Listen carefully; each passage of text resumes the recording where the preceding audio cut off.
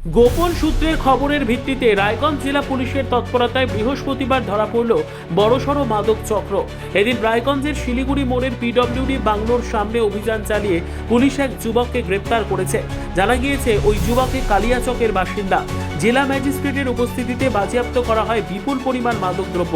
Police সূত্রের খবর, ধৃতের নাম সুরজিৎ মণ্ডল, তার বাড়ি কালিয়াচকের শাহাবাজপুরে। তার কাছ থেকে উদ্ধার হয়েছে 1 কেজি 32 গ্রাম মাদকদ্রব্য, যার বাজার মূল্য প্রায় 10 লক্ষ টাকারও বেশি। ঘটনার বিষয়ে উত্তর দিনাজপুরের ডেপুটি ম্যাজিস্ট্রেট অর্ণব সাহা বলেন, দুপুরে গোপন সূত্রে খবরের ভিত্তিতে অভিযান চালানো হয়। প্রাথমিক তদন্তে জানা গিয়েছে মাদক পাচার চক্রের সঙ্গে ধৃতের যোগাযোগ ছিল। তাকে জিজ্ঞাসাবাদ করে আরও তথ্য উদ্ধারের চেষ্টা চলছে। পুলিশের পক্ষ থেকে খবর, উত্তর দিনাজপুর জেলায় মাদক পাচার রুখতে কঠোর পদক্ষেপ নেওয়া হবে। ইতিমধ্যেই জেলার বিভিন্ন এলাকায় নজরদারি বাড়ানো হয়েছে।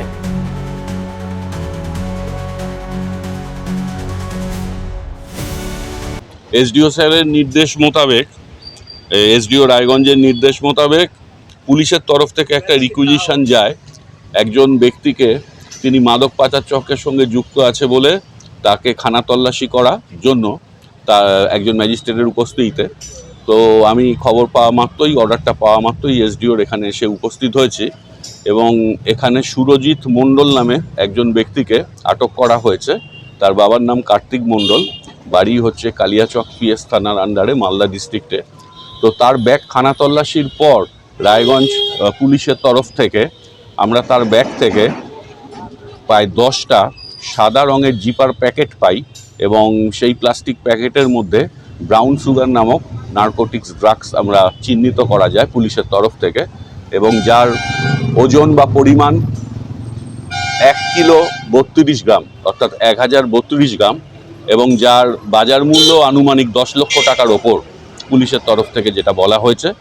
তো তাকে অ্যারেস্ট করে ম্যাজিস্ট্রেট কোর্টে প্রডিউস করার জন্য পুলিশকে নির্দেশ দেওয়া হয়েছে এবং এনডিপিএস অ্যাক্ট 1985 অনুযায়ী বিভিন্ন ধারায় তার বিরুদ্ধে উপযুক্ত ব্যবস্থা নেওয়া হচ্ছে এবং এ বিষয়ে নেপথ্যে যারা জড়িত আছে তাদের বিরুদ্ধেও পুলিশ পূর্ণাঙ্গ তদন্ত করে ব্যবস্থা গ্রহণ করবে।